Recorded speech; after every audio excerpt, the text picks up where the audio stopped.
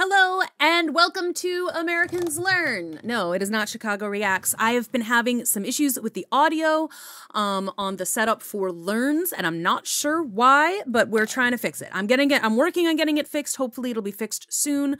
But if people are listening on headphones, I think it's been just coming through on like one side, or at least it's coming through on one side stronger. It feels not right, but it's fine on here, or at least on my computer, it feels fine on here whenever I listen back. So, we're here today in this background, which is fine. It's okay. Go check out Chicago Reacts if you haven't checked out Chicago Reacts. We've got like different stuff over there. But today, it's a long one. It's a long video, so I should probably shut up with my intro, honestly. But this is America's Ace of Aces. It's about Richard Bong. Joe Fravel has been asking me to do it for a minute. Joe is a channel member on Learns. We appreciate your contribution. And here I am. I'm going to do this. I'm doing it right now. I'm so sorry that it took me forever. And I might just let the upper tier members just watch it even before I do like a thumbnail or anything. I'll just let y'all see it. I think it's probably what's going to happen. So this is going to be a long one. I do have my my shot with me. I'm ready. Because I have a feeling at some point something will happen in the course of this video that will be deserving of a shot. So we're ready. We're going to salute him at some point, I'm certain. For now, though, let us begin. Being an ace means that you downed 5 enemy aircraft. Being a double ace means that you downed 10 enemy aircraft. But being the ace of aces means that you downed the most enemy aircraft. Okay. The most Today of all time ever? Richard Ira Bong. He is America's ace of aces, credited with downing 40 enemy planes in the Pacific Theater of World War II from the cockpit of his legendary P-38 Lightning, Marge, affectionately nicknamed after his wife. And just remember, when I say he's credited with downing 40 enemy planes, those are confirmed either by film or by eyewitness. He downed 40 planes. That does not include his probables. That does not include all the planes that he critically damaged first and then let his men finish off so that it could boost their morale. And it does not include the giant crocodile.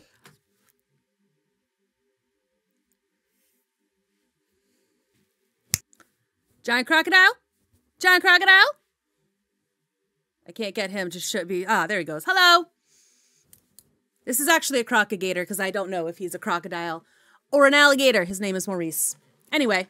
But we're gonna get to that right after an awkwardly relevant word from our sponsors. This video is brought to you by War Thunder. They've got over 2,500 tanks, planes, and ships, pretty much all of them between World War II and modern time. And my favorite part about it is not only how accurate the vehicles are, but all the historical Easter eggs that they also have in the game. For an awkwardly relevant example, let's say that I wanted to play as a P-38, but I don't want to just play as any P-38. I want to play as Richard Bong's P-38. It's actually possible to get an exact replica of his legendary plane, Marge. It has the red nose cones and wingtips that were unique to him because paint was so hard to come by in the Pacific Theater. It has the portrait of his wife and the cursive lettering of Marge next to it, as well as all the flags symbolizing his downed enemies. Even the serial number on the side is accurate. And it's not just the paint job that's accurate, it's everything else. You can go in and see what type of engines his plane had. You can see what kind of guns and cannons are in the nose cone. You can see what type of bombs it's capable of dropping. You can see the self-healing fuel tanks, the cockpit,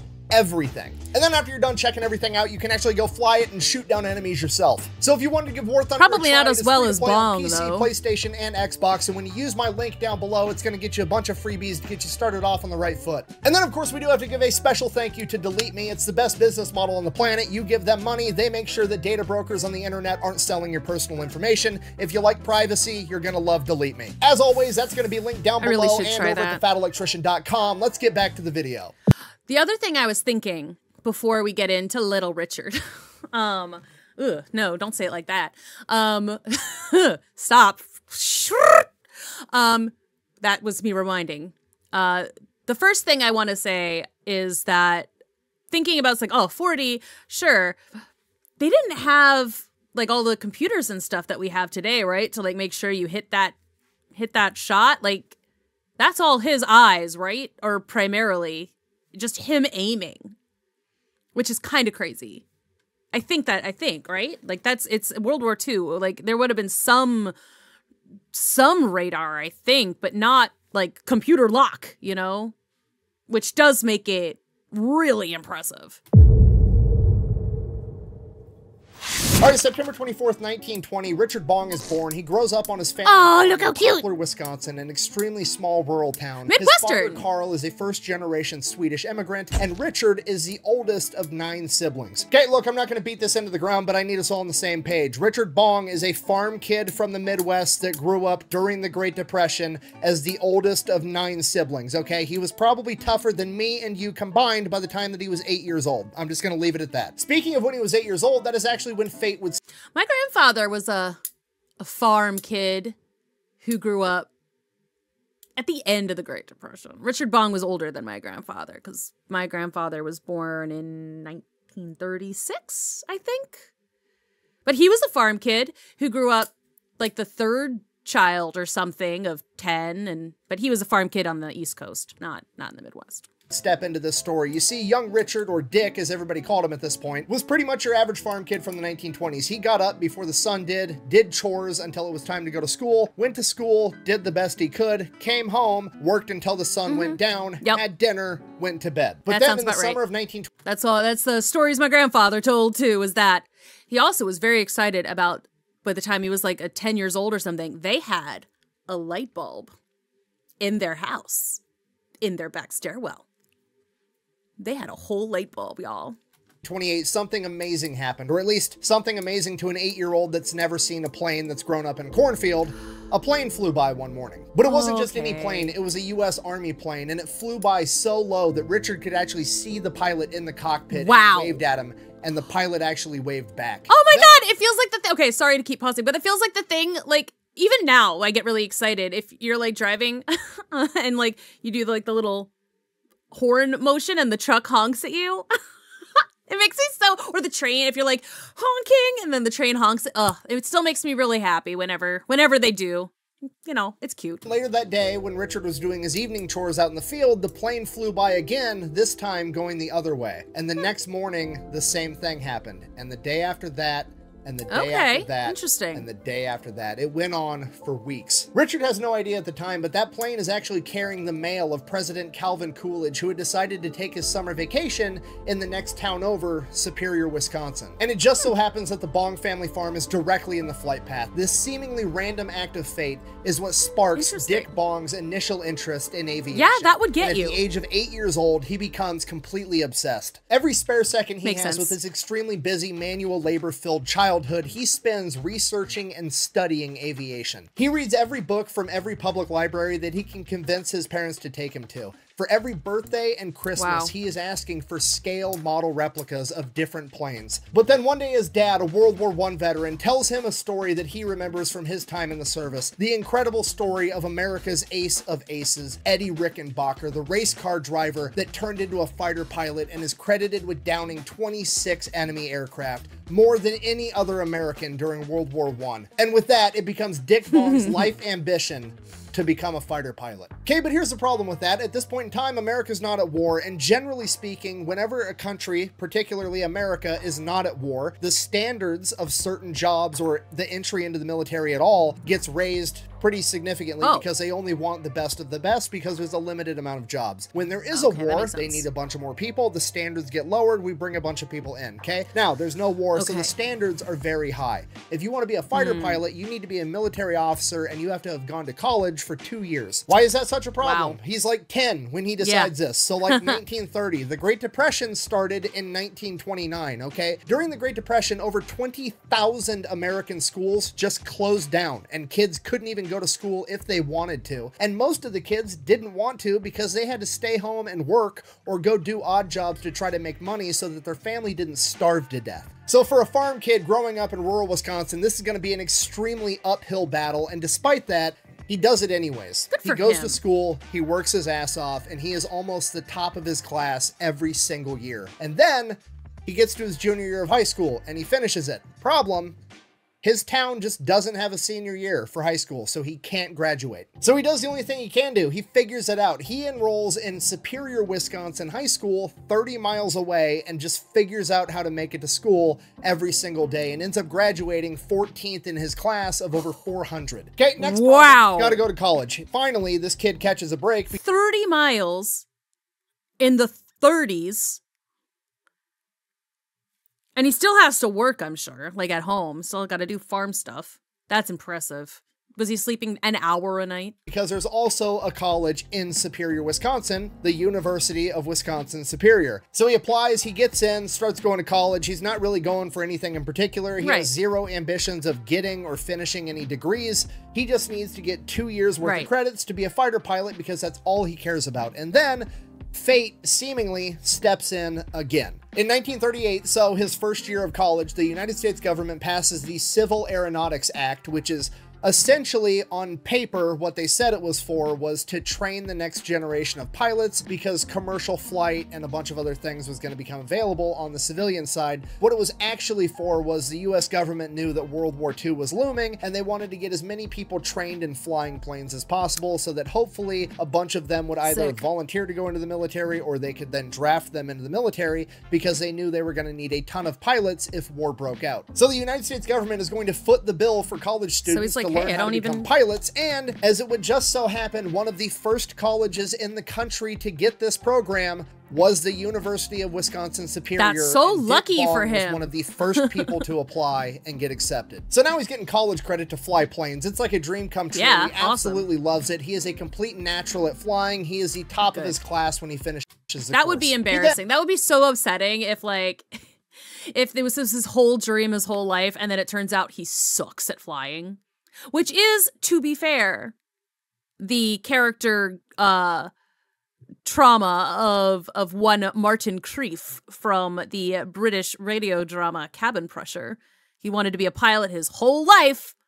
Turns out he sucks at it. Then gets enough college credits to get accepted into the military academy in June of 1941. Nice, and right as he is about to graduate from the academy, the attack on Pearl Harbor happens. This changes the entire trajectory of Dick's career. You got to realize he's almost done with his training, and now there's going to be this massive wave of new recruits that both volunteered and got drafted coming in behind him. So he's like in this bottleneck, essentially getting shoved through the training as fast as possible. And when he gets out of the training, he's going to be one of the most experienced pilots the military has, and pretty much all of their pilots are going to end up being trainers, including Dick Bong. He ends up getting stuck being a gunnery instructor on the T-6 Texan, and honestly, it probably sucks, right? Because he ends up having to instruct all the new guys, and then the new guys get to go off to war and have his dream job. He's been working his ass off since he was 8 years old to meet these incredibly high standards, and then the second he meets those standards, gets his foot in the door, a mob of people comes running past him, and he's basically stuck there holding the door open for everybody else. And the T-6 Texan at this point in time that he's training all these guys on is just a trainer plane. Like, they're not sending T-6 Texans out onto the battlefield. So he's literally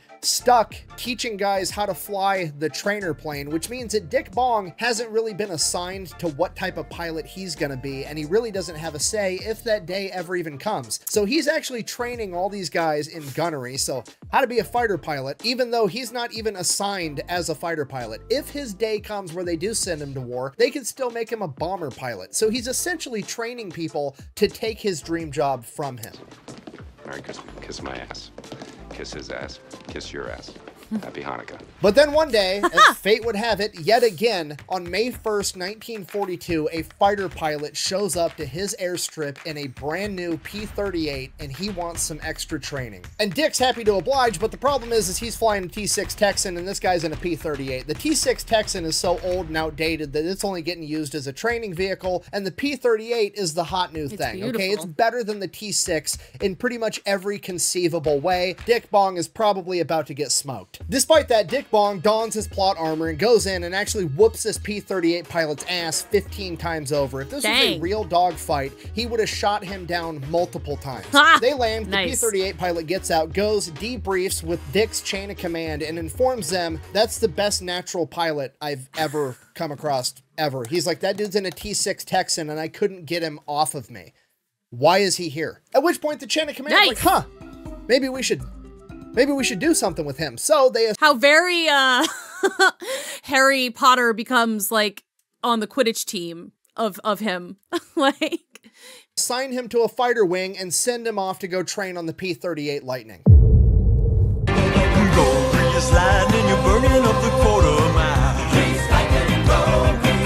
We need to take a minute and fully appreciate how badass the P-38 Lightning is, because it's probably one of the most slept-on planes of World War II, and for that reason, it's probably my favorite. Now, the reason the P-38 gets overlooked so often is because, generally speaking, whenever we're talking about fighter planes in World War II, we're talking about either the European theater or the Pacific theater, and when we're talking about the Pacific, it's usually carrier-based planes that we're talking about, because that was all the biggest battles of the Pacific theater. The Battle of Midway, the Battle of the Philippine Sea, they were all carrier-based aircraft, and the P-38 is not that. We also didn't see it very much in the European theater because it didn't perform very well in the colder temperatures seen at the higher altitudes above Europe. But it was absolutely wrecking house above North Africa and the Pacific theater. It was just taking off from islands instead of aircraft carriers. The Germans that ran into it over North Africa started referring to it as the fork-tailed devil, and the Japanese called it 2 planes, 1 pilot. Yes, I realize there was a shitty joke there about a cup and a couple of girls, but we're not going to make that joke. We're just going to keep moving. thank you. Let's Enemy pilots absolutely hated going up against the P-38 Lightning because it wasn't really a fight. It was more or less them getting sucker punched, and then if they were lucky enough to survive, they got to lose a drag race after that. And this is because the P-38 Lightning isn't a fighter plane, right? The first letter in a plane's name is its designation. For example, F stands for fighter, B stands for bomber. So the F-4F Wildcat is a fighter, it starts with the letter F. The B-17 is a bomber, it starts with the letter B. P actually stands for pursuit, like the P-51 Mustang, but it's technically not a pursuit plane either because it didn't meet the criteria. It's just the one that fit the closest. They actually had to come up with a new designation just for this plane because it was so overpowered, they didn't have a category that it fit into. Nice. You see, the P-38 was actually designed prior to World War II, so nobody had any idea what aerial combat was gonna look like, so they were just like, fuck it, let's make a plane that's awesome at everything. The committee in charge Which, of— you know, like, let's just do that for everything for always, right? Let's just make a thing that's good at stuff. developing the P-38 literally just looked around at all of the other types of planes, the fighters, the pursuits, the bombers. It was like, yeah, we want all of the upsides and none of the downsides. Make it happen. The spec sheet that they put out to military contractors on what they wanted this plane to be capable of didn't really read like a spec sheet. It read more like an impossible wish list. Nobody even knew if this was possible. They wanted this plane to be able to fly a minimum of 360 miles an hour in level flight, which at this point in time was fucking booking it. But I mean, you could build a fast plane, that's not really an issue. Then they also wanted it to have a ton of firepower. They wanted it to have 4 50 caliber machine guns and a 20mm cannon, which, okay, a little bit harder, but you can still build a fast plane that's got a couple of guns on it. They also wanted it to be able to climb up to 20,000 feet in less than 6 minutes. Okay, now we're really pushing what a plane can do. Oh, Dang. And by the way, we also want it to be able to carry 1,000 pounds of bombs while it does it, which is really the tipping point, because now not only is that borderline impossible, it's also not even allowed, because technically a fighter and a pursuit airplane are only allowed to have 500 pounds of bombs. They want to double it and make it faster than any other fighter on the market and have more guns than pretty much any other fighter. So when they put out the bid for this plane to be built, they're not allowed to call it a fighter or a pursuit aircraft because it exceeds the limitations for those categories. So they're like, fuck it, we're just going to come up with our own category. We're going to call it the Interceptor. Good. Yeah, the committee in charge of developing the P-38 is on some gangster shit. They're like, well, we can't call it a pursuit aircraft because that implies that they might actually get away, and they're not gonna. And we can't call it a fighter because that implies that they stand a chance once we get there, and they don't. So we're actually gonna request an Interceptor, which is some shit that we just made up, okay? The moral of that story is that this should actually be called the I-38 Lightning, not the P-38 Lightning. The problem with this is all just one big ask, and none of the defense contractors think that this is even possible to actually make. They have no vision. They have no sense of vision. Come on, let's get some optimism in this joint.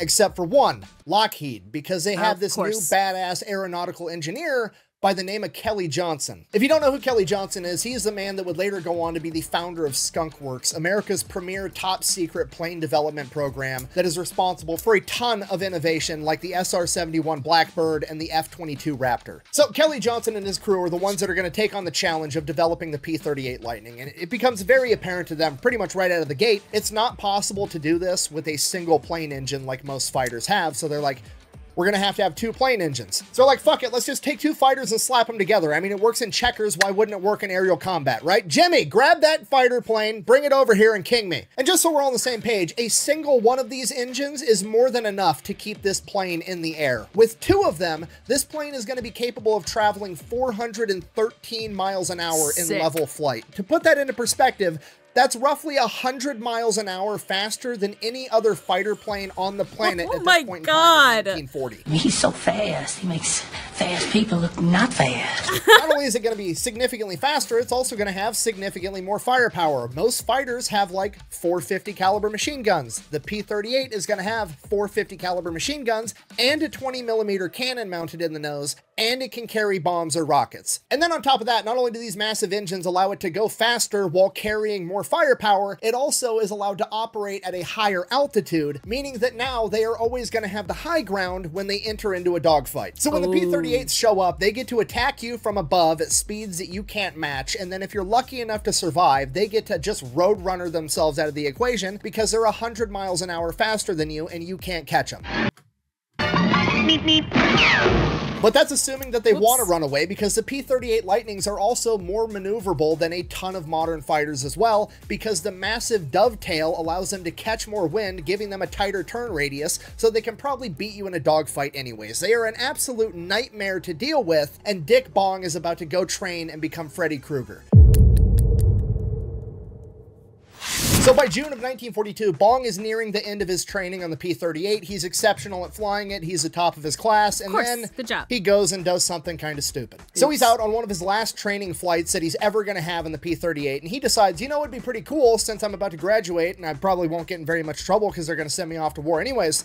I should take my P-38 and weave it in and out of the Golden Gate Bridge in San Francisco, and then I should fly it right down Market Street, 30 feet above the street, literally in between the buildings of San Francisco. So that's what he does, and his plane is flying so low to the ground that the wind coming off of it is actually ripping clothes off of clotheslines throughout San Francisco, and then he makes his way back to the base, and he is in a whole world of trouble. More than he ever thought he would be. And this is the part where most people are like, oh, he's probably going to get in trouble because that seems pretty dangerous. And like, yeah, that's a small part of it, but you have to appreciate the bigger context of what's going on at this. It is a brand new plane no one's ever seen before, and he just did some real fancy aero nonsense through a major city.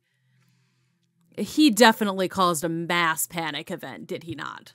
This point in time, right? It's June 1942. The attack on Pearl Harbor happened 6 months ago, okay? And this kid decided it'd be funny to take his very strange, lesser-known, military-looking plane and fly it through a national monument and then down the middle of a major metro area. In San Francisco, of all places, which is probably one of the most likely targets of the Japanese Empire if they were going to attack America again, similar to how they did at Pearl Harbor. This scared the holy shit out of a lot of people. I mean, rightfully so. This is literally no different than if a commercial pilot decided to fly his commercial airliner really close to a skyscraper in New York City in January of 2002. Okay, like, a lot of people are really freaked out by this, and they have a great reason to be. Yeah. In Dick Bong's defense, obviously, he wasn't thinking about that at the time. He's like a 21-year-old dumb kid that's just excited inside of a fucking warplane. Like, a lot of people would have done the same exact thing. And he feels the skills. horrible, and he gets called in to General Kenny's office, the guy running the entire training program, and he's shitting his pants. He knows that he is about to get probably kicked out of the military, grounded, potentially even thrown in jail. And General Kenny has been following Bong's career closely ever since he showed up at school to learn how to fly the P-38, and he is super disappointed that his top student would decide to do something this stupid. He brings him into the office. Dick Bong is nervous. This kid's shitting bricks. He can barely look the general in the eye, and the general's basically like, dude, what the fuck, man? And Dick does the best thing he absolutely could have done. He just completely owns up to it and is honest and upfront with General Kenny. He's like, look, I'm sorry. I'll take whatever punishment I need. That wasn't my intention. I was just a young, dumb kid, excited, horsing around.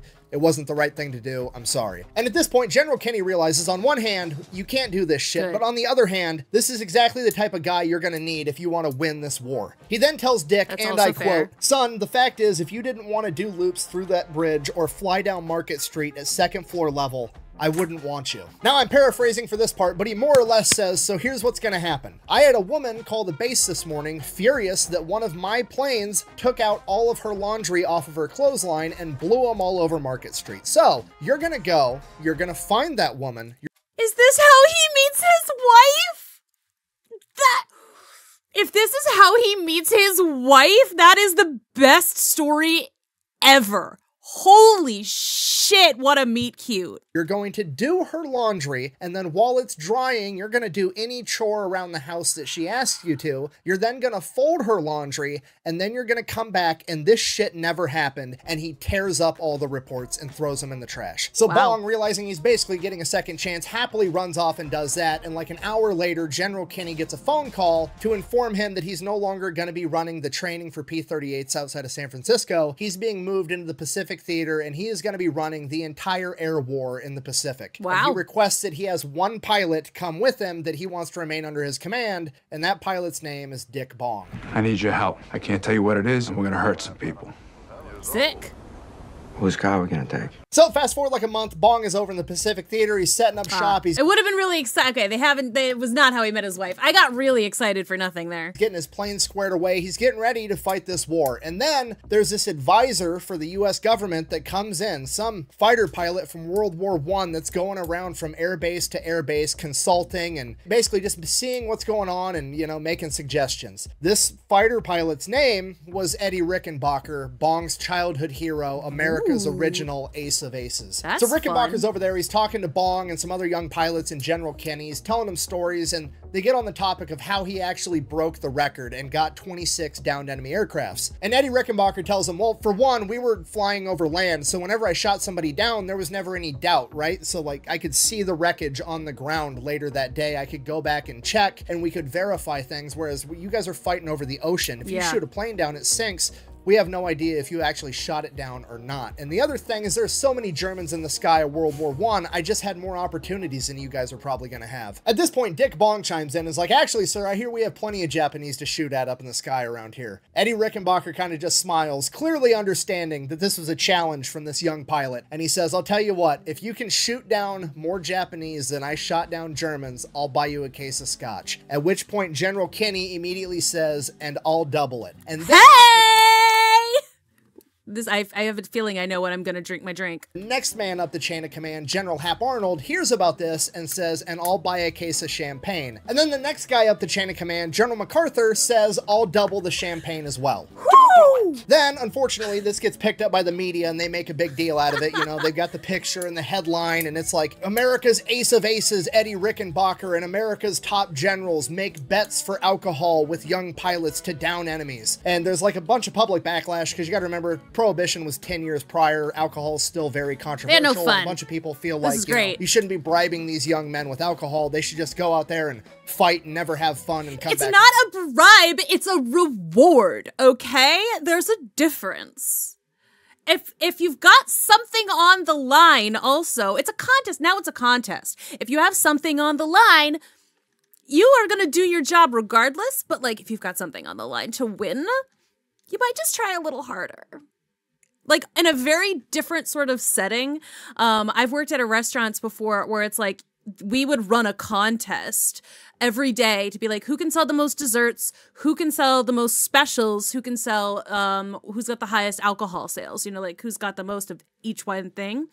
And then like the winner of every day would be like, they wouldn't have to do side work. Or, you know, at one place it was like you would get the winner after the end of the month, whoever has the most sales would get a bottle of wine. Like we freaking did whatever we could to like get that. We all wanted to win. I was very good at winning those particular contests. And it's like, look, I was going to sell desserts or specials or whatever anyway. But knowing that there was something for me at the end of it, if I got the best, it did, you know, I cajoled maybe just a little bit more. Because of that, the chain of command kind of backpedals. They put out a statement being like, okay, fine, whatever. We changed the bet to Coca-Cola instead. And then they ended up giving Dick Bong and a bunch of other young pilots a ton of Coca-Cola, and it ends up being his favorite drink. I must have drank me about 15 Dr. Peppers. Now, Bong isn't ready to be the man yet, right? He's never actually been in combat, so he needs to be tutored. He needs to go out there with an actual experienced pilot that's going to help guide him through the chaos of battle. And he gets assigned to be the wingman to one of America's top aces at this point in time, a guy by the name of Thomas Lynch. In December of 1942, Bong is out on a mission in a squadron of 12 P-38s led by Sam Lynch, and they end up running in to 40 Japanese planes, and they actually engage. They actually end up shooting down 12 Japanese planes, 2 of which were knocked out by Bong himself, earning him his first 2 downed enemy aircraft and a Silver Star. From here on out, it's just consistent. 1 enemy here, 2 enemies there. By the next month, January 1943, Dick Bong becomes an ace pilot after downing 5 enemy aircraft. And right around this point in time, Bong actually ends up leaving the mentorship of Thomas Lynch because Thomas Lynch actually ends up getting sent back over stateside because he needs to go on leave because he is being such a successful combat pilot that he has the most downed enemies out of anybody in the entire United States military at this point in time with 15. So Thomas Lynch is essentially getting sent home to protect him because he's America's top ace. The last thing they want to do is have him get shot down in combat. And right now in the media, everybody knows his name and like the other 9 of the top 10 aces, and everybody just put him in a different plane, make him sneaky, like hide him, dye his hair. Like, they doesn't have to know it's him if they don't know who they're shooting at, you know? But he's trying to speculate who and if and when somebody is actually going to break Eddie Rickenbacker's record and become the new ace of aces. So a lot of the top guys at this point in time are all getting sent back stateside to do like war bonds drives, recruiting, improve morale, raise money, things like that. And this is going to actually still want my best guys out in the field. A chance to catch up. After a while, Crocodile. Oh, so with Crocodile! Aside for the time being, Bong is now running the squadron, and on one of his very first missions, things just get weird. One of his wingmen has one of his engines go down, and he doesn't think that he's going to be able to limp it all the way back to the base, and he really doesn't want to try to land it at the base because P-38s at this point in time are very hard to come by. If you lose your plane, you might not get another one. So the last thing he wants to do is try to land it on the airstrip and accidentally end up taking out even more planes because that's going to hurt the war effort even more. So they make the decision the best thing they can possibly do is for Yeager, this young pilot, to bail out, and then they'll just have to recover him.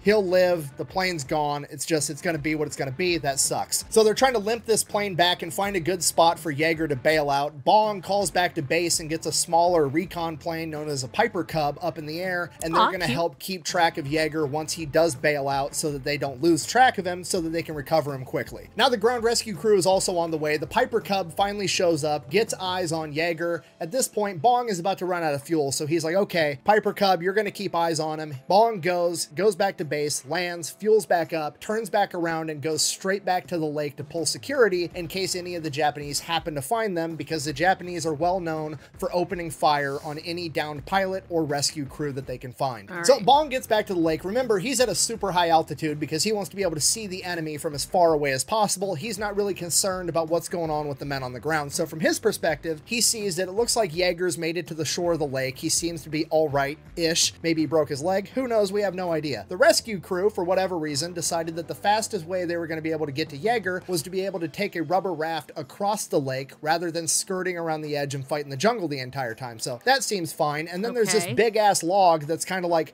floating near that raft, right? So everything seems to be going just fine. So Bong radios over to the Piper Cub pilot and he's like, hey, I'm up above you. If you see anything, if you need anything, let me know. I'm right here. The Piper Cub pilot radios back frantic. He's like, dude, there's a fucking giant crocodile swimming up to the raft right now. That's not a log, that's a crocodile. Bong immediately dives and goes and he strafes this crocodile. And here's the thing with this that I forgot to mention during the P-38 chapter where I talked about the plane. As you already know, it's got 4 50 caliber machine guns, each of which is well capable of killing a crocodile. And then it has a 20mm cannon, which is super duper capable of killing a crocodile. The thing is, it's only got 1 trigger, and it fires all of them. So yeah, the crocodile's dead. It basically gets aerosolized instantly. The crew rescues Yeager. Everybody makes it back to the base.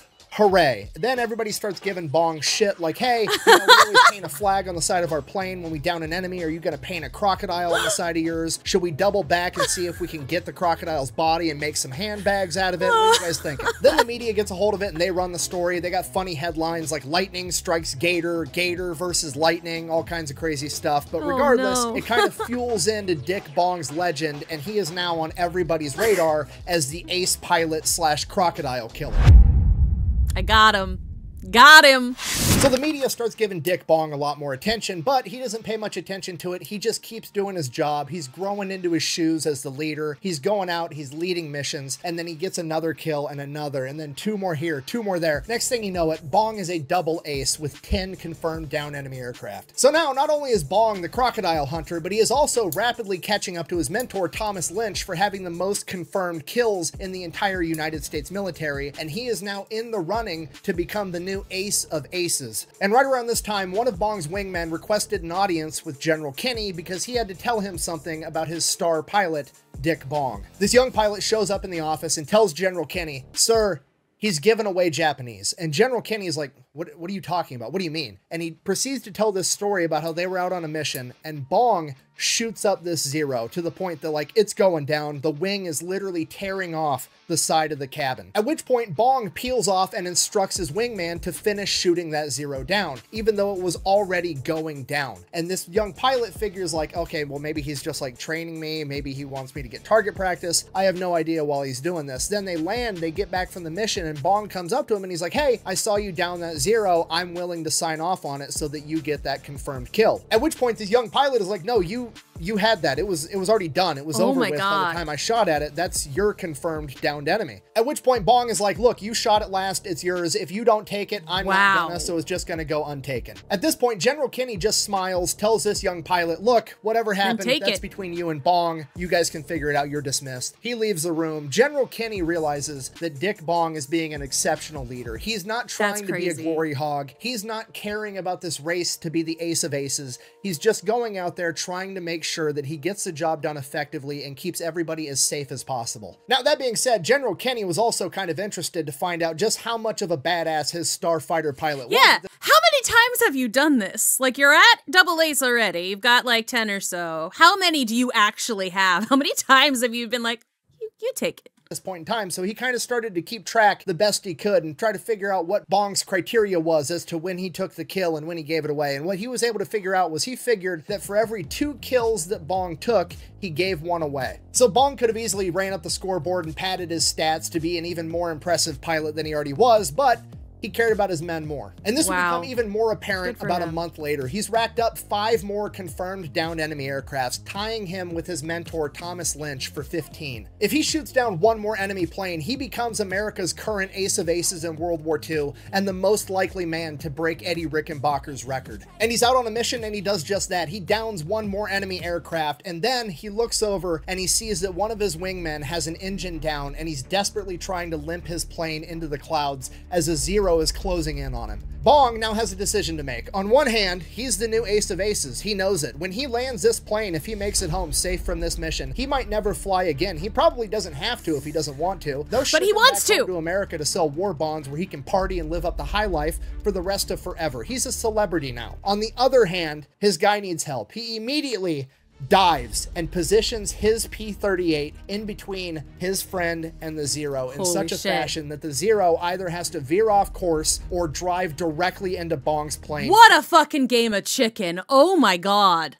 Killing both of them. The Zero veers off, but now Bong needs to get his guy more time to be able to make it into the clouds so that the Zero doesn't get back on his tail. And the only way he can think to do that is to become a more enticing target so that the Zero tries to down him instead. So Bong shuts off one of his engines and then starts jerking the controls left and right and up and down, making the plane look unstable and like he's desperately trying to level it out so he doesn't crash. The Zero interprets this as Bong's about to go down, so he veers off towards Bong because he wants the for sure kill. So Bong basically baits this Zero away from his wingman, and then once he gets far enough away that his wingman's in the clouds and he should make it home safe, Bong starts the second engine and attempts to outrun him, at which point the Zero opens fire and shoots the cab, but Bong is just out of there because his plane is so much faster. See you, chump.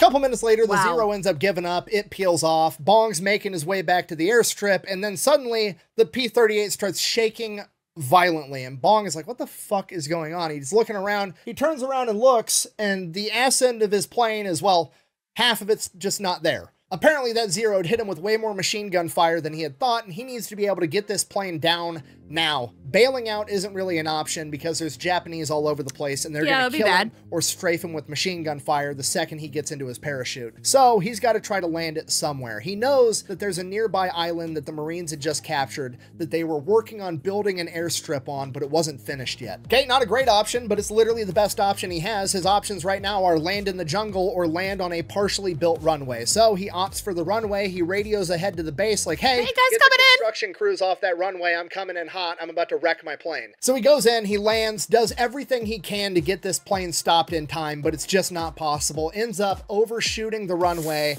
and driving into the ditch in front of it. While he wasn't able to stop all the way on the runway, Ouch. he was able to slow down enough that the ditch stopped him and he was able to walk away without a scratch on him. Okay, Upon good, inspecting good, his good. plane, he had been hit over 50 times from the Japanese Zero, with multiple rounds being stopped by the cockpit armor and saving his life. Dick Wow. Bong had almost died, yet somehow not even gotten hurt.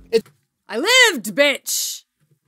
It's a classic case of plot armor, and he is now also the top ace in World War II, and he doesn't even have a plane. That P-38's complete garbage now, and for most pilots, if you lost your plane, you probably weren't going to get another one for a long time, meaning that you were going to be grounded. However, this is Dick Bong, the top ace of World War II. They got him a new plane in like 2 weeks. So Okay, that's great. so they but the actually real let him problem keep that going. comes into play is now General Kinney's chain of command. You know, the top bosses are like, okay, well, your boy Bong is the top ace of World War II right now. We need to get him home. We need to keep him safe. We don't want him getting hurt. He's a celebrity. He's the crocodile killer. But General Kinney knows Bong better than any of these guys, and he knows that Bong isn't interested in being the ace of aces. He's not going out there taking every kill he can. He's not trying to get stats. Because he should have been the ace of ace a long time ago, essentially. Like, he's killed way more than we know. Like, it's like he's been stretching this one out, baby. Going out there and doing his job to the best of his ability and trying to save as many of his men as he possibly can. And for that reason, General Kinney wants him to be the #1 guy. But he also realizes that maybe that's not fair to Bong either, and maybe Bong does want to go back home, and that should be his reward if that's what he wants. So he kind of very tactfully puts the ball in Bong's court and gives him the choice of what he wants to do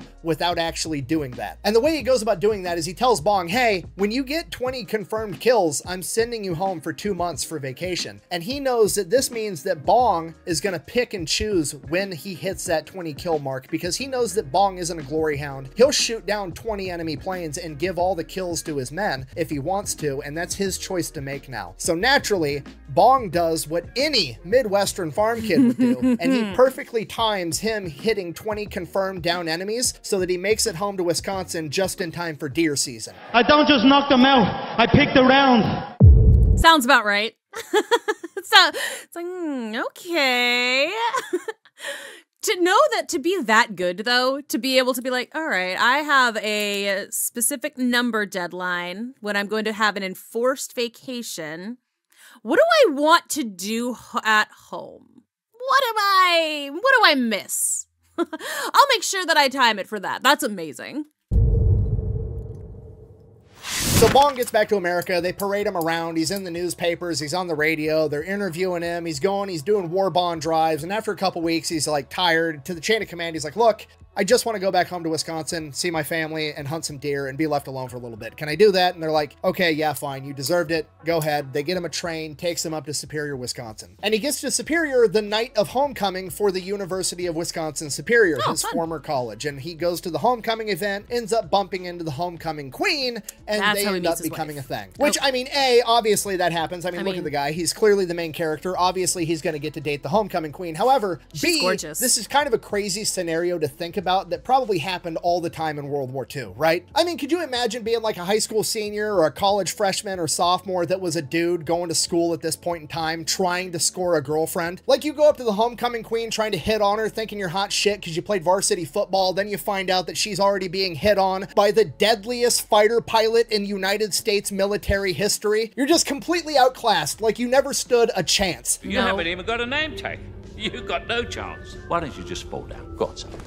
So Bong ends up scoring a date with the homecoming queen. He takes her out to dinner at this diner, and while they're out at dinner, little kids are coming up to their table asking Dick Bong for his autograph in front of the girl that he's trying to impress. So obviously she gets swept off her feet. They fall in love. They end up dating the entire rest of the time that he's in America on leave. And during the rest of the time, Dick is also going out hunting white-tailed deer with his brothers and his dad, and he's also doing a bunch of local news interviews. Nice. And he's super modest about the entire thing. He keeps getting asked, you know, how do you manage to shoot down so many enemies compared to everybody else? Why is it you? What are you doing that's different? And every single time he gives an answer that's along the lines of, I don't know, I'm just lucky. I'm just out there flying and shooting, and the Japanese pilots just keep getting in my way. The rest of his leave passes by in the blink of an eye. Marge wants to marry this guy, and he wants to marry her too, but he doesn't want to marry her and then go off to war and pass away and then leave her a widow after dating for 6 weeks. So Richard basically tells Marge, the love of his life, like, hey, I love you, I want to marry you too, but I can't do that and leave you a widow. So if you wait for me and I make it back, we'll absolutely get married. And with that, she promises to wait for him. He goes back off to war, but the one request he has before he goes is that she gives him a picture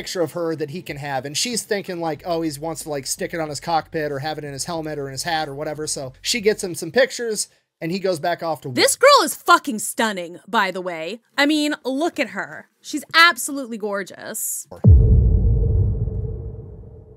So Bong gets back to the Pacific Theater, and he had a little bit bigger plans than having that picture inside of his hat. Because he's, you know, Top Gun, he's the ace of aces right now, he's going to get a custom paint job. That's not an option for a lot of other pilots or other planes, especially in the Pacific where everybody's so short on supplies, but he's the top guy. If anybody's going to get a custom paint job, it's going to be him. So he's getting red nose cones, red wing tips, and he's getting that picture painted right on the side of his plane with red cursive that says Marge, and that becomes the name of his plane. He then gets teamed back up with his buddy Tom Lynch because he's back in the picture now too, and they both get pulled into General Kenny's office, and they both get told they're no longer going to be attached to the same fighter wing that they were last time they were here, and they both promptly kind of recoil and freak out a little bit, thinking that they're going to ground both of them because they don't want to risk their top pilots. General Kenny, on the other hand, had a completely different idea because he kind of decides he's just going to cut them loose. Basically, I just feel like if you're that good at what you're doing, it's like the fact that they keep trying, like the brass would keep trying to like make you stop would just be so frustrating, because it's like, it's like, I'm good at this, you know, I don't want to stop. Like, why are you making me stop? Like, it would just be so, it would be frustrating. You guys are freelancers. You can come and go on whatever missions you want whenever you want to. You're the top dogs. He realizes that this war needs heroes, and these are the best two men to do it. So he's just going to let them do their thing. And this wasn't just unique to these two. The U.S. Army Air Force had actually started doing this with all their top aces, and it ended up being a great strategy and a great plan. It seems weird to us to just kind of let guys pick and choose what missions they go on. But you got to realize at the time, all these top aces were very well publicized. Everybody knew who these guys were. They were basically celebrities. I mean, not just celebrities. These guys were like superheroes to everybody else. You know what I mean? So like, if you were a new pilot in World War II and you found out that Dick Bong and Tommy Lynch wanted to go on a mission with you, you felt like you were going to be invincible. I mean, it's the modern day equivalent of like walking up to a GWAT veteran that's about to step out behind the wire to go on an infantry patrol and be like, oh, hey, Private Johnson, did you want Rambo and the fucking Terminator to go on this mission with you? Like, yeah, I do, actually. That'd be dope. So it worked out absolutely incredible. It boosted the morale of pretty much everybody because everybody got to be in the proximity of basically what amounts to a superhero. And then on top of that, it made it impossible for the Japanese to know, like, okay, well, this famous aviator's in this unit, this famous aviator's in that unit. Now they're just moving around all over the place. So at any given time that you try to engage the American Air Force, they might have a main character sitting there waiting to fuck up your entire day. So Dick Bong and Tommy Lynch both get teamed up as wingmen. Tommy Lynch has 18 confirmed kills. Dick Bong has 20, and they go on an absolute tear, going on crazy missions, shooting down everything they come in contact with. They end up earning the nickname the Flying Circus. So this goes on for about a month. They go on a ton of missions together, and then in February of 1944, the Americans intercept a transmission saying that a plane is taking off right now from Rabaul, and it is full of a bunch of Japanese generals and high-ranking military people, and it's making its way over to Wewak, which is right on the edge of their area of operation. What are you waiting for? Chinese New Year? Go, go, go! Kenny immediately sends Lynch and Bong, I mean, full sprint to the planes on the airstrip, taking off, just the two of them. They fly all the way there, 400 miles an hour, just maxing out their P-38s, trying to get there in time. They hit the Wee-Wack airstrip, and this transport plane with all the military officers just landed, and it's taxiing towards a shelter building. It is at this point that Lynch radios over to Bong and is like, hey, we were in such a hurry to get here. I don't have any of my sight markers set up to be able to shoot accurately. You're gonna have to take this shot. So Bong dives down, strafes this plane, arcs back up, gets ready to do a U-turn to make a second strafing run when the plane blows up completely, and they both dip. They bounce. They're gone. They make it away. Now, shooting a plane that's on the ground doesn't count towards your tally for the ace of aces. However, inside of that transport plane, it was later confirmed that there was a major general, a brigadier general, and their entire staff. So that one plane had a much bigger impact on the war than any singular zero could have ever had. Nice. And this really goes to show Bong's integrity, because all he had to do to get that transport plane to count as an aerial victory for his tally for ace of aces was to say that it was like a foot off the ground and it was about to land. His buddy Tommy Lynch would have absolutely signed off to whatever he said, and then that would have counted. But Bong didn't want that, because that's not what happened. He wants it to be real. About adding his stats because Also he didn't care about any of that stuff. He was just there to do his job. This guy's 1 month awesome. later, March 1944, Bong and Lynch are out on another mission, and they are strafing Japanese ships inside of the harbor. They make their first pass, they strafe these ships, they go up, they go to make a second pass where they're strafing, and one of the ships is able to hit Lynch's plane. And the plane goes down, and it was too low to the ground for him to be able to bail out with a parachute, and his body was never recovered. General Kenny, being essentially what amounts to Bong's guardian angel at this point, said that Bong appeared to be handling the death of his friend fine. However, I mean, it can't be fine, right? Even if you're putting on a strong face, you know that shit hurts. So he had ended up giving Bong a mission where he was going to taxi down to Australia, and he was going to fly a new plane back, and he had radioed down to Australia, and he told the commander that was in charge of this new plane that Bong was being sent to pick up, hey, I'm sending down one of my guys to pick up this plane and drive it back. That plane is not going to be ready for at least 2 weeks, and if it is, I'm going to demote you at least 2 pay grades. Do you understand? Good for him. And this was General Kenny's creative way of getting Bong leave without making Bong feel like he was taking leave. Oh my god, what a guy. I'm gonna give him a half a drink for that, because like, what a stand-up dude. Good job, General Kenny. I'm gonna cry about fucking Tommy Lynch, man. Damn. To make things even worse, during this time while Bong was away, some random pilot needed to go on a reconnaissance mission, and his plane was being worked on, so he's like, oh, well, I'll just take, you know, Dick Bong's famous plane with the custom paint job that everybody knows as Marge, and I'm just gonna fly out on this recon mission. I'm not going into combat, shouldn't be an issue, and he ends up crashing the fucking plane into the jungles of New Guinea, and it was never found ever again. Great. Until like 2 months ago. So in 2024, they actually— Shit! Really? Wow! Okay. I've just been ping-ponging emotions. Actually did track down this plane. They found it, and fun fact, the only way they were actually able to identify it was because of the red paint that was extremely unique to Bong's custom. Wow. So he gets back to base. He finds out that some pilot wrecked his plane. Doesn't really care that much. He's just happy that the pilot survived and he was okay. That's because he's a fucking stand-up dude. Oh my god. He's, ugh, wow. Doesn't really care. He ends up writing home to Marge and is like, hey, look, I got like 24 confirmed downed enemy aircraft. I got 2 more to go to tie the record. 1 more breaks the record. If I break this record, they're going to give me leave, send me home on a war bond tour, and then I can finally come home, see you, see my family. That's what I really want. That's his new goal. He needs to down 3 enemies because he wants to go home. Next couple of days, he goes out on a mission. Dick Bong wants to down 3 enemies. He's going to down 3 enemies, and that's exactly what he does. He downs 1, downs another, downs the 3rd right above the water, like 10 feet above the waterline. He absolutely— And this one he's fucking taken because he's like, you know what? I just lost my best friend and my mentor. I'm tired.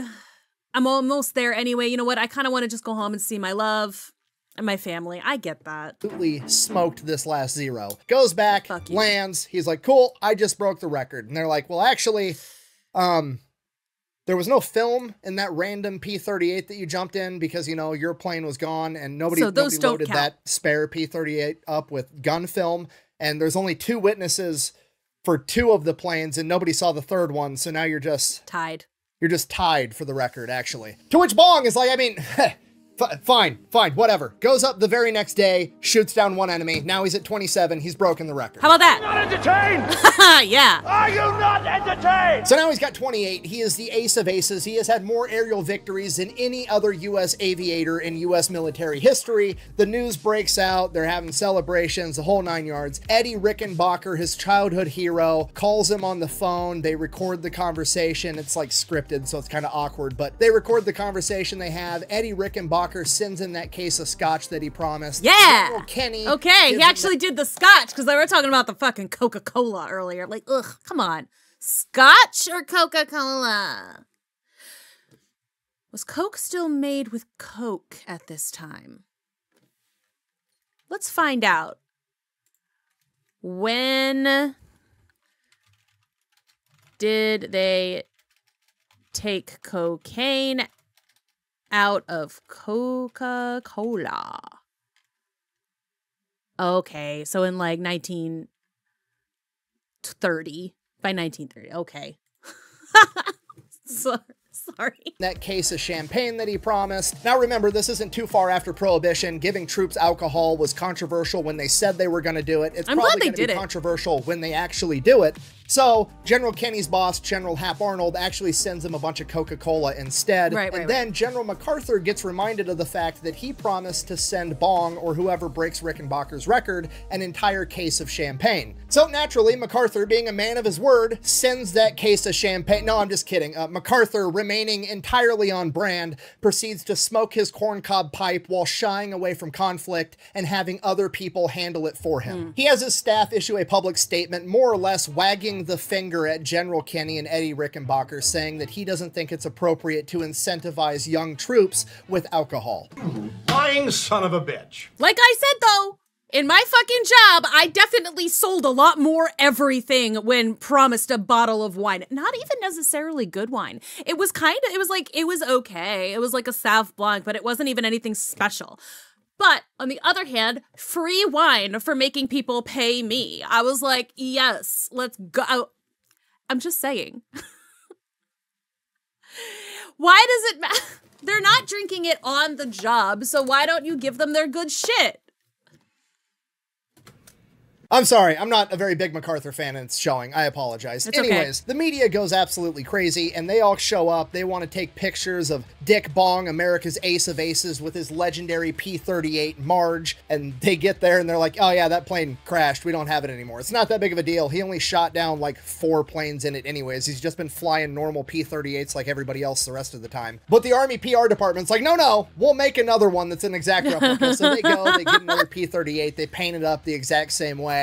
And then he goes and takes a bunch of pictures with it, despite the fact he's never even flown the thing. It's like, Not long after this, Bong gets word, hey, you're grounded. You're going to go back to America for a little bit. You're the new ace of aces. We can't be sending you up on missions and having you getting killed. You're way too important. So he kind of sort of got exactly what he wanted. But Bong has one request from Major Kenny. Once he gets back to the States, but before he goes back home to Wisconsin, he wanted to attend gunnery school. To which General Kenny and everybody else in the chain of command was like, what the fuck are you talking about? You're the best fighter ace in American history. Why do you want to go back to school for more training? Then, in what is probably the greatest demonstration of humility and leadership that I've ever seen, Bong goes on to explain to General Kenny that he doesn't feel like he's very good at gunnery. He doesn't feel like he's a good shot. And he tells the general, I don't shoot that great. I just get so close to the enemy, I can't miss. At a range, I'm not that good. And I feel like when I was taught gunnery 3 years prior, it was when we hadn't fully developed it. And I feel like they've made a lot of advancements and I need to go learn that so that when I come back, I can teach all my men that missed out on that training as well. So they agree. They grant his wish. Dick Bong, America's ace of aces, the man that has shot down more enemy aircrafts than anyone else on the planet,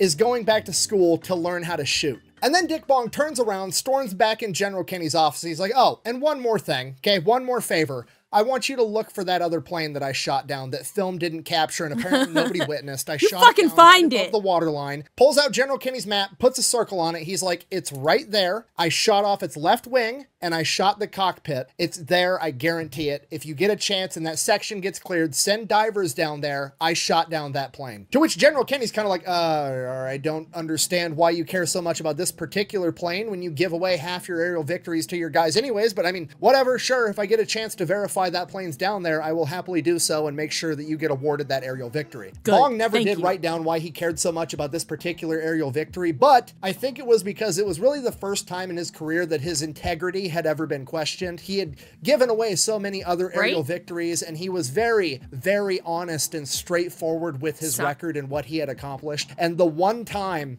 that he had claimed to have done something that couldn't be substantiated, not having people believe him, I think kind of rubbed him the wrong way, which understandably, it would rub me the wrong way too. Regardless, America's Ace of Aces heads back to America, goes to gunnery school, and while he's there, that sector of the Pacific does get cleared of the enemy, and General Kinney has the opportunity to send divers down, and being true to his word, he does just that. They pull this plane out of the ocean, and fucking sure enough, it was hit 11 times, almost cutting off the left wing and hitting the cockpit, shooting the pilot in the chest and the head, downing the plane. For sure, Dick Bong gets credit for an aerial victory when he's on the other side of the planet. Back in America, he now has 28 aerial victories. Meanwhile, Bong is still at gunnery school, honing his skills, getting better and better, and then finally he gets done with that, and he's like, okay, perfect. Now, I'm finally going to go back home to Wisconsin, and I'm finally going to propose to my girlfriend, Marge. But then the big green weenie strikes again, and the chain of command steps in and is like, actually, counteroffer, instead of you going home, what if we paraded you around the entire country to sell more war bonds and made you talk to the news every second of every day? And this is a rhetorical question. You have to. To which Bong is like, I mean, okay, it's not great. I would way rather go home, but I guess at the end of the day, I'm just talking about flying and doing my job, which I love. So as long as I get to, you know, talk about something I love and tell everybody the truth, I guess I could do that. And that's when the government's like, well, actually, we're going to assign a bunch of PR people that are going to tell you exactly what to say instead. So he goes out, he gets paraded around the country. He hates it pretty much the entire time, and he gets progressively more and more agitated with the situation because he's going from place to place telling the right answers and not actually how he feels about the situation. It's giving Steve Rogers in the first Avengers, in the first Captain America movie. Like, it really is. It's like the performing monkey thing. It eventually kind of comes to a boiling point when a reporter asks Bong straight up, like, why are you here? Why would they take their best pilot out of the game? And Bong just deadpans, looks the reporter straight in the face and is like, so I don't die. Which is not the politically correct answer that he was supposed to respond to that question with, but it is 100% the truth. Yeah, it's the Then there's answer. this awkward silence, and the reporter asks another question, and Bong he's finally had enough. Bong just goes, you know what? Just ask that guy over there. He's the PR guy. He knows all the answers. I gotta go. And he leaves. After that, the chain of command is like, okay, fine. Just go back home to Wisconsin. You've earned it. Have some time off, and then we'll figure out where to go from there. So he makes his way back to Superior, Wisconsin, finally catches back up with Marge, and he wants to propose to her, but there's reporters all over him all the time. And if it's not reporters, it's his family. If it's not his family, it's friends that want to catch up with him. And if it's not friends that want to catch up with him, it's just random strangers that want to meet Dick Bong, America's Ace of Aces, the war hero. The man is just trying to propose to his girlfriend Marge, and he can't get 5 seconds alone with her. The only alone time this guy gets is when he's taking a dump, and it's driving him nuts, okay? And then one day, finally, he's had enough of this shit. He's in the car with Marge, and he pulls over on the side of the road, and he gets out in the middle of a cornfield and proposes to Marge, and she says yes. Yay! And then the media finds out about that, then they want to interview him about that, and it just makes the attention factor that much more intense. And finally, he's like, okay, I have to find a cockpit. I have to get back up in a plane to get away from people so I can have a moment to think to myself. So he's like, okay, cool. He goes to the nearest U.S. Army airfield in Wisconsin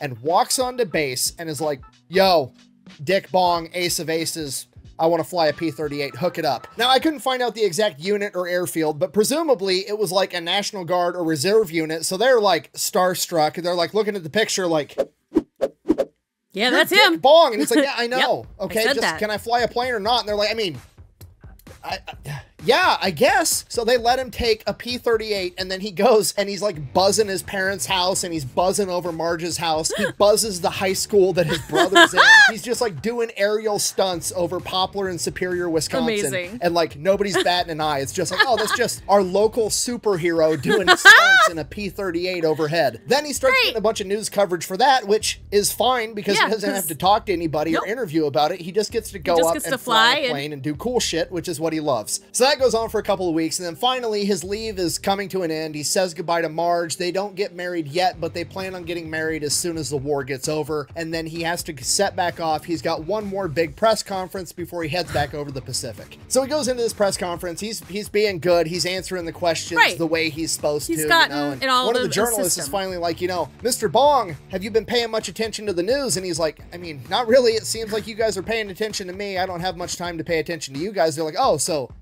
have you heard about your 28th aerial victory? And he's like, what? And he goes, yeah, General Kenny actually dug up that plane out of the bottom of the ocean floor and proved that you downed 28 enemy aircrafts. To which Bong is like, Vindication! I fucking knew it! Oh! Told you so.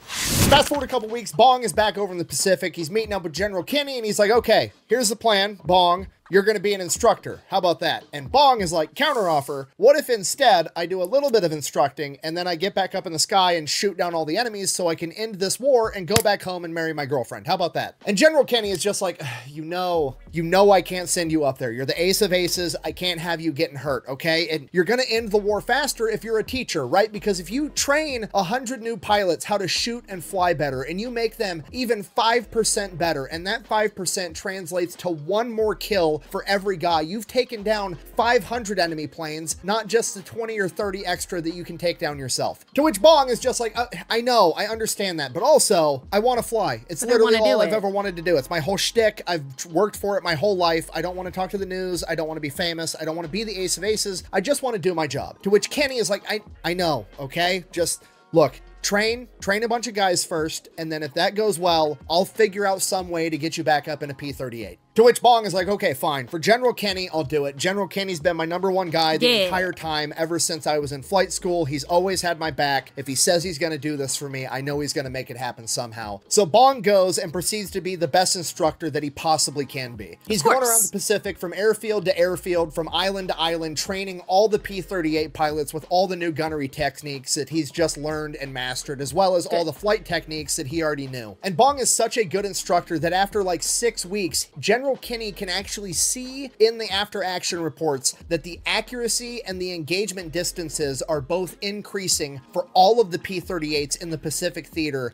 that have gone through Bong's training. After realizing this, General Kenny knows he's got to keep his word to Bong, so he calls Bong into his office and he's like, okay, look, I'm going to let you go up in a P-38 on a mission. We have a major bombing run. Like 100 bombers are going to go bomb an oil refinery on the island of Borneo, and we're going to have a bunch of P-38s flying overhead as escort to fight off Japanese fighters if they show up, okay? You can go up with the P-38s. You're not allowed to engage offensively. You can only shoot to defend yourself, and that is it. You are supposed to lay back and observe. So they take off on this mission. It is 35 P-38 Lightnings escorting 100 American bombers to this oil refinery, and on their way there, like 100 Japanese fighters show up. So the P-38s are outnumbered like 3 to 1, but here's the thing. This is Dick Bong and 34 other P-38 Lightning pilots that have been trained by Dick Bong, going toe-to-toe with 100 Japanese pilots in like mid to late 1944. If you don't know, the Japanese military at this point in time, not doing too hot, especially when it comes to planes and pilots. They had the strategy of, instead of taking out their best pilots and having them go and train the next generation, they just kept them in the field the entire time. And by this point in the war, most, if not all of them, have all died in combat, and all of these new pilots are both A, new guys, and B, they have subpar training because the Empire of Japan no longer has the resources to get them adequate flight time before sending them into battle. And so I guess I do understand a little bit, you know, I understand taking the people out for a little bit, you know, to train some people for a while, but then I feel like, yes, put them back in though, especially if that's what they want. But like, okay, him explaining it in that way makes it make more sense to me. The point I'm trying to get across is that despite the fact that the Japanese had a pretty significant numerical advantage, they still proceeded to get their asses whooped by the P-38 Lightnings. By the end of the skirmish, they had lost 1 P-38, and the Japanese had lost 60 planes. They then proceed, bomb the oil refinery, come back, mission was a huge success, and then Bong writes his after-action report, turns that into General Kenny. General Kenny, getting ready for bed at night, I presume, having a nice beverage, decides that he's going to read the after-action reports of his #1 guy, and Bong's after-action reports really haven't changed that much at all. He's still very straightforward, very concise, brief, not braggadocious whatsoever. Dick Bong recorded 2 kills during the battle. All right, so now General Kenny, I presume, a little bit on edge, maybe pouring himself another drink, and he's like, okay, well, I'll read the next line of the text, and he's going to explain to me in detail why this was a very defensive kill, and he had to do this. Next line of text.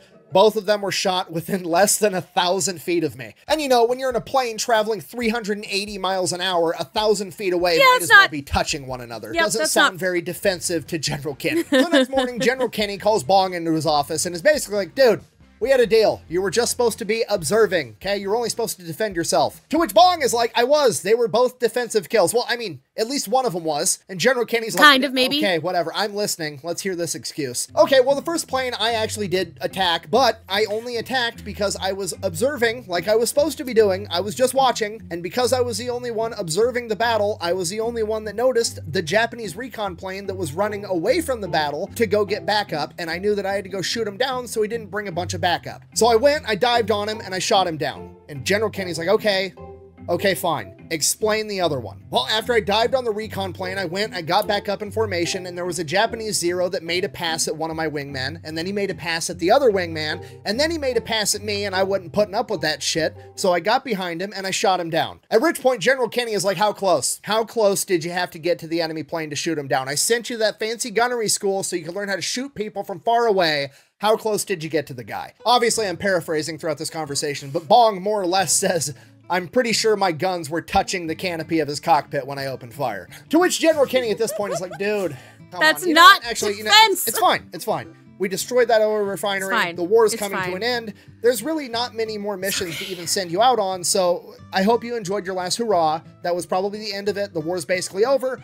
Everything's fine. Congratulations. You got 30 confirmed aerial victories. Nice round number. You destroyed Eddie Rickenbacker's record. Just good job. Fast forward like a month, October 1944, things are about to heat up again because MacArthur is about to fulfill his promise and return to the Philippines, and he's going to want to make a grand entrance. So he goes ahead and he tells Kenny, hey, report to this airstrip. I want all of your top P-38 aces there. I'm going to meet every one of them and shake their hand, and then we're going to go retake the Philippines. So General Kenny... I've done that video about the Philippines. That was the last one I did, so... I'm a little out of order here, but it's fine. General MacArthur at the staging airstrip, all of the top P-38 aces from the entire Pacific Theater are showing up, landing their planes, parking them, getting out, and they are going to shake hands with both the generals. So this is going on, and then General Kenny looks over and he sees Dick Bong getting out of a plane. And he's just like, Bong, Mayor. Bong comes walking up with a big shit-eating grin on his face, greets the generals, at which point General Kenny is like, what? What are you doing here? And Dick Bong is like, what, General, the standing order that I was told was that all P-38 Lightning aces are to report to this airstrip at this time. Here I am.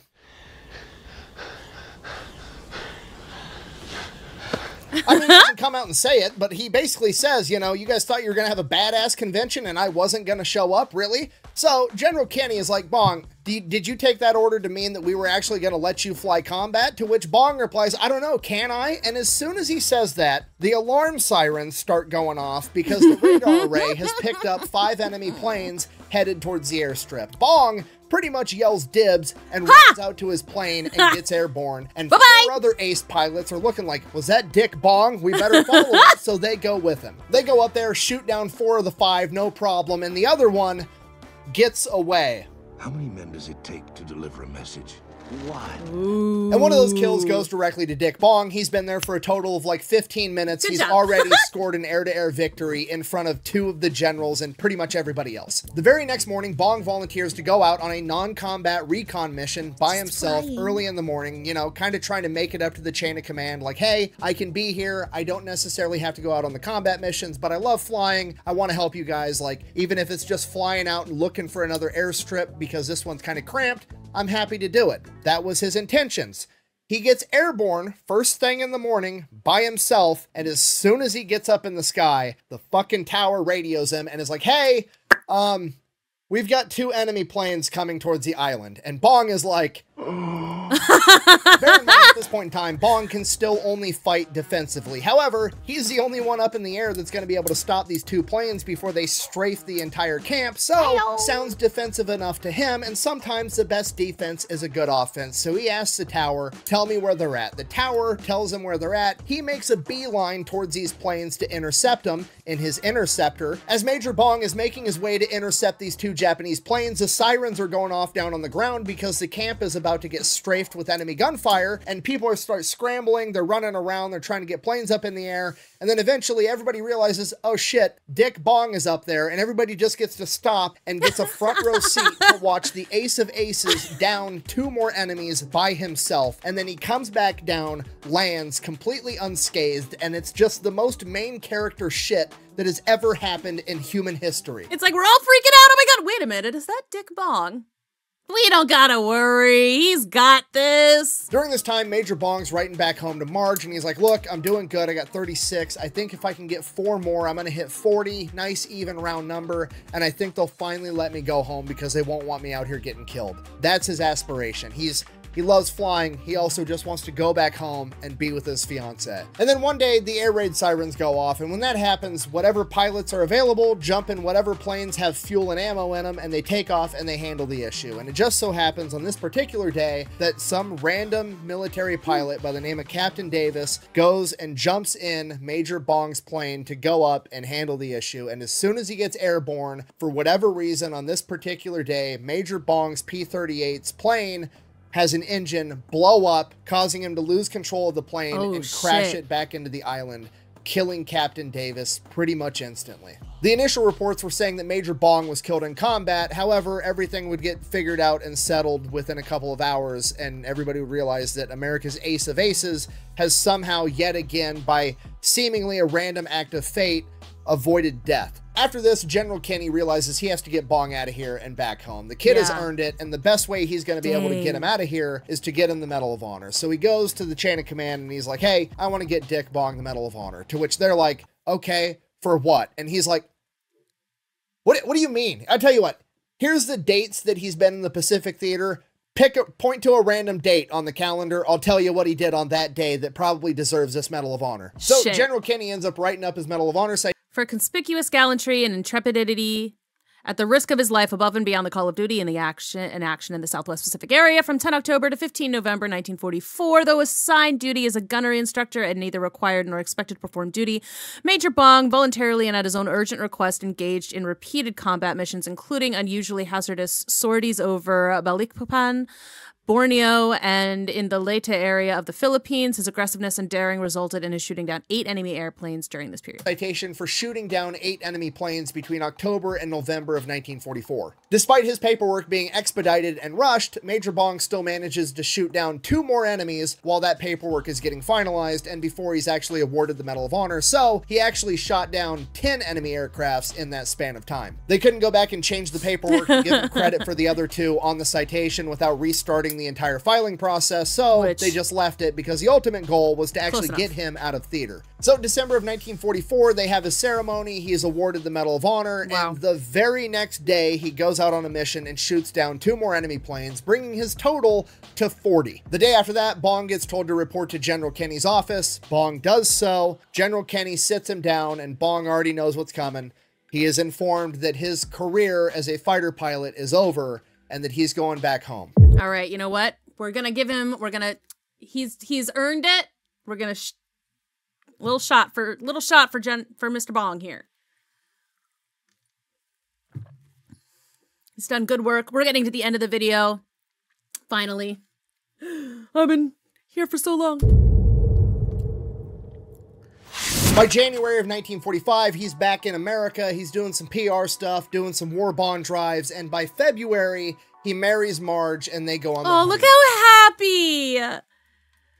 No, look how happy they are. The Medal of Honor. So he actually to report to America's first fighter jet, the P-8, doing some PR stuff, doing some war bond drives, and by February, he married. Look at his face. Looking at her. Oh my God, look how happy he is. Oh.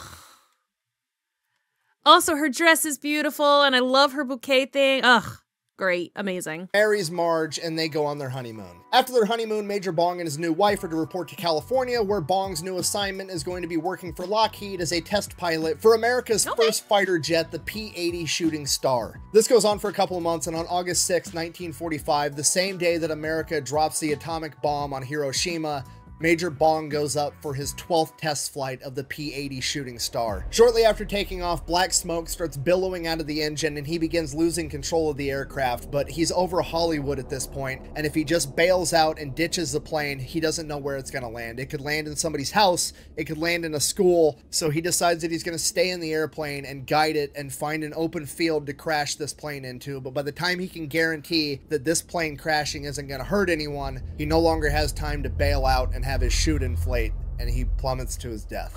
The very next day, newspapers all over the country read something along the lines of atomic bomb hits Japan, Major Bong killed in jet accident. Major Bong was 24 years old when he passed away. He worked his entire life to become a fighter pilot, and he ended up being the greatest fighter pilot in American aviation history. He wasn't trying to necessarily be the best fighter pilot. He certainly didn't care about being the best fighter pilot. He just was. He flew 146 combat missions in World War II when the average pilot at that point in time only flew 30. He's credited with downing 40 enemy aircraft, and that's not including all of the probables, and it's certainly not including all of the ones that he basically shot down and let his men finish off so that it could improve their morale. So in conclusion, that is the absolutely incredible story of America's ace of aces, Richard Bong. Thanks for watching. Best way to support the channel is go check out some merch at thefatelectrician.com. Quack bang, out. I wasn't about to cry. Onion cutting ninjas have infested my office again. I gotta go. Mine too. Wait, I gotta do announcements. First of all, don't forget to go check out War Thunder. You can fly a P-38 for yourself. Secondly, I'm giving away this custom gun cabinet. All you have to do to get entered to win is to go over to my merch store and buy any product. Doesn't matter which one it is. Every product you buy counts as one entry to win that gun cabinet. Second place is getting one of these custom pistol lock boxes, and third place is going to be getting a care package from Wiley X, my favorite shooting glasses company. So yeah, if you were ever going to get some merch, now's the time. Maybe you'll win something cool on top of it. Other than that, I know this is a really long video. I hope it was worth it. Thank you for watching. Quack bang out. Oh man. That's such a bummer.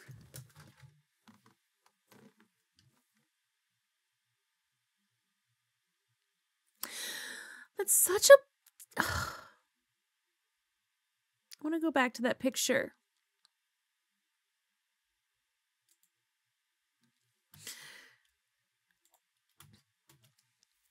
Oh my God.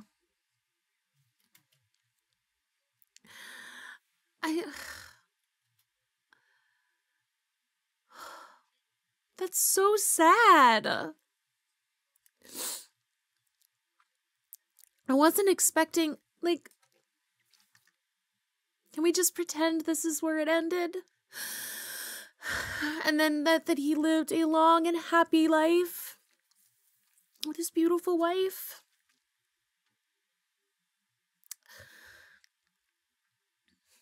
After all of that, like, he wanted to wait.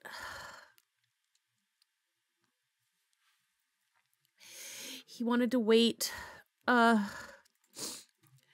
so that he wouldn't leave her a widow because he died in the war, and then to die right after he'd come home safe.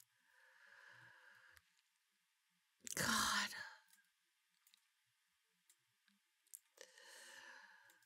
That's very upsetting. Well, thanks for making me cry. Appreciate that. Love it. Love that for me. Today. I guess, thanks. Oh my God. Wow. Okay. I'm fine. I'm okay. Thanks so much for watching. And I guess I'll see you in the next one. Bye-bye.